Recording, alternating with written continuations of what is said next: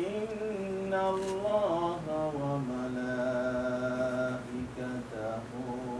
يصلون على النبي يا أيها الذين آمنوا صلوا عليه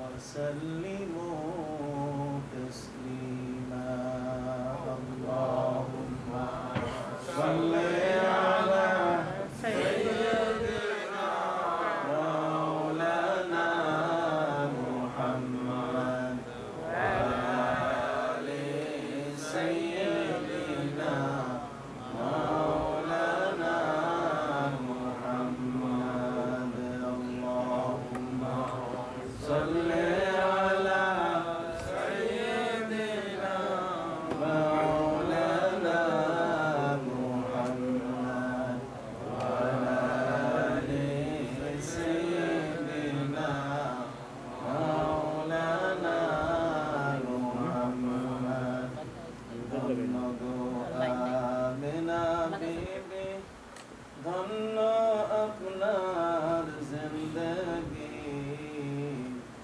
ধন্য গো আমিনা বিবি ধন্য আপনার জিন্দগি আপনার ঘরে তশরিফ আনলেন রাহমাতুল লিল আলামিন আল্লাহুম্মা সাল্লি আলা সাইয়্যিদিনা মাওলানা মুহাম্মদ ওয়া আলা আলি সাইয়্যিদিনা মাওলানা মুহাম্মদ কোথায় রইলেন দয়াল নবীজি আমাদেরকে ছাড়িয়া কোথায় রইলেন দয়াল নবীজি আমাদেরকে ছাড়িয়া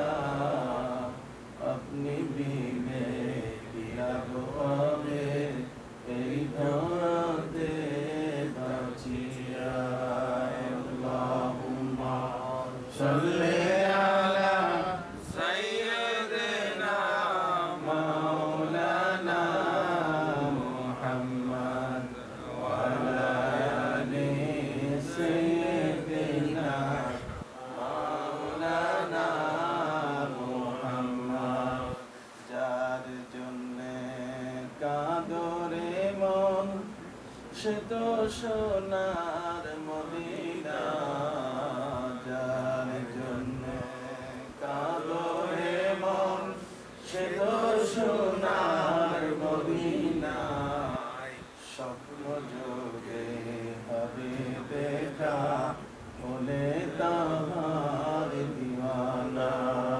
আল্লাহুম্মা সাল্লি আলা সাইয়্যিদিনা মাওলানা মুহাম্মদ ওয়া আলা আলি সাইয়্যিদিনা মাওলানা মুহাম্মদ আল্লাহুম্মা সাল্লি আলা সাইয়্যিদিনা মাওলানা মুহাম্মদ ওয়া আলা আলি সাইয়্যিদিনা মাওলানা মুহাম্মদ সান্নি সাহেব আর রহমান জামে মসজিদে আয়োজিত আজকের এই মহতি মোবারক জলসার সম্মানিত সভা আজকের এই মোবারক মাহফিলে উপস্থিত সম্মানিত মুরব্বিয়ানে ইকরাম দিনদার মুসলমান ভাইরা পর্দার আড়ালে বোনেরা আল্লাহ পাক রব্বুল আলামিনের শানে আজিমে লাখো কোটি শুকর আজকের এই দিনী আলোচনায় আল্লাহ পাক রব্বুল আলামিন আমাদেরকে এসে বসার সুযোগ করে দিলেন। এই জন্যই সমস্যার একসাথে আল্লাহর দরবারে শুকর আদায় করি, সকলেই বলুন আলহামদুলিল্লাহ। সম্মানিত সুধী,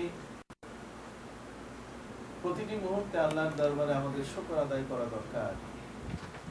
আল্লাহ আমাদেরকে ঈমানদার হিসাবে, মুসলমান হিসাবে কবুল করে নিয়েছেন। ঈমানের সম্পর্কে তিনি আমাদেরকে তার সাথে আবদ্ধ করে রেখেছেন। এই জন্য আমরা সর্বদাই আল্লাহর দরবারে কৃতজ্ঞ, আল্লাহর দরবারে আবারও শুকর আদায় করি। সকলেই বলুন আলহামদুলিল্লাহ। যে সকল মানুষ ঈমানের আওতায় আসেনি, যে সকল মানুষ কালেমা পড়ার সুযোগ পায়নি, এ সকল মানুষের জন্যেও আল্লাহ সুবহানাহু ওয়া তাআলা কালেমার দুয়ারকে উন্মুক্ত করে রেখেছে। সারা বিশ্বব্যাপী ইসলাম প্রতিটি ঘরে ঘরে পৌঁছুক। বিশ্বজগতের এমন কোনো জনপদ নাই যেখানে কোরআনের কপি পৌঁছে নাই। সারা পৃথিবীতে গোটা জগৎব্যাপী পবিত্র কোরআনের কপি পৌঁছে গেছে। দুনিয়ার আর যত ধর্মগ্রন্থ আছে সেগুলোর কপি পৃথিবীর সর্বত্র প্রতিটি গ্রামে পৌঁছে নাই, প্রতিটি জেলায় পৌঁছে নাই।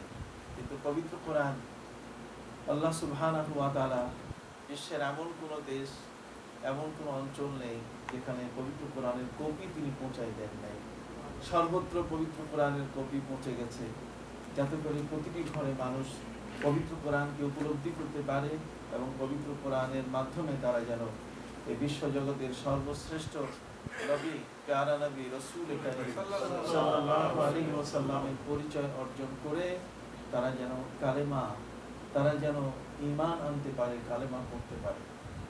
এই জন্যই আল্লাহ সুবহানাহু ওয়া তাআলা তার প্রিয় নবী রাসূল কারীম সাল্লাল্লাহু আলাইহি ওয়াসাল্লামকে যেমন দায়িত্ব দিয়েছেন এই কোরআনকে বিশ্বের দরবারে পৌঁছে দেয়া, ঠিক এমনি করে আল্লাহ সুবহানাহু ওয়া তাআলা আমাদের প্রতিটি মুসলমানকে, নরনারীকে দায়িত্ব দিয়েছেন ফালিয়ুবাল্লিগিশ শাহিদুল গায়বা।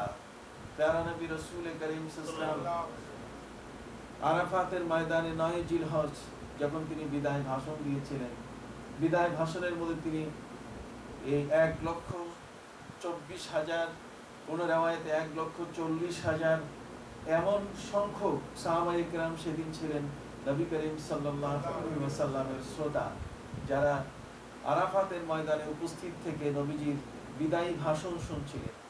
আল্লাহর নবী তাদেরকে দায়িত্ব দিয়েছিলেন ফালিয়ুবাল্লিগিশ শাহিদুল গায়বা।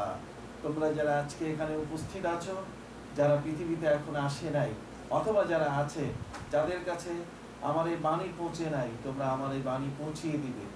আমি তাদের কাছে রসুল হিসাবে আগমন করেছি, একটি সত্য পথ নিয়ে তাদের কাছে আমার আগমন ঘটেছে। এই সত্য কথাটি যেন প্রতিটি মানুষ পায়, তাদের কানে যেন পৌঁছিয়ে দেওয়া হয়, এটি হলো তোমাদের দায়িত্ব। সম্মানিত সুধী, জগতের মধ্যে যত নবী এবং রসুল এসছেন, কোন নবীর অবর্তমানে তার উম্মত যারা, তারা কিন্তু এই ধরনের কোনো দায়িত্ব প্রাপ্ত হন নাই, দায়িত্ব পান নাই। আমরা দেখেছি যত নবী এসছেন, রসুল এসছেন, তাদের উম্মত যারা, তারা ওই নবীর দায়িত্ব পালন করে তারা তাদের নীতিগতভাবে দায়িত্ব পালন করেছেন, এটা দেখা যায়নি। কিন্তু আমাদের নবী, প্যারা নবী রাসূল কারীম সাল্লাল্লাহু আলাইহি ওয়াসাল্লাম শুধু তিনি নন, বরং তার এই জগতে যত উম্মত আছে তিনি প্রত্যেকটি উম্মতের উপরে দায়িত্ব দিয়েছেন যে তারা যেন এই পৃথিবীতে কোরআনের কথা, নবীর কথাগুলো, বাণীগুলো যেন মানুষের কাছে পৌঁছিয়ে দেয়। এই জন্য স্বামীর উচিত স্ত্রীর কাছে পৌঁছে দেয়া। স্ত্রী যতটুকু জানেন, স্বামী যেটা জানে না তার কাছে পৌঁছে দেয়া। ঠিক অনুরূপভাবে গ্রামের যিনি মাতব্বর, তার উচিত গ্রামের মানুষগুলোকে এই কোরআনের আলোচনা, কোরআনের মূল বিষয়গুলো বুঝিয়ে দেয়া। ঠিক এমনি করে সমাজপতির দায়িত্ব হচ্ছে এই কথাগুলো সমাজের মানুষগুলোকে শুনিয়ে দেয়া। পণ্ডিতের দায়িত্ব হচ্ছে তার অধীনস্থ ব্যক্তিদেরকে শুনিয়ে দেয়া।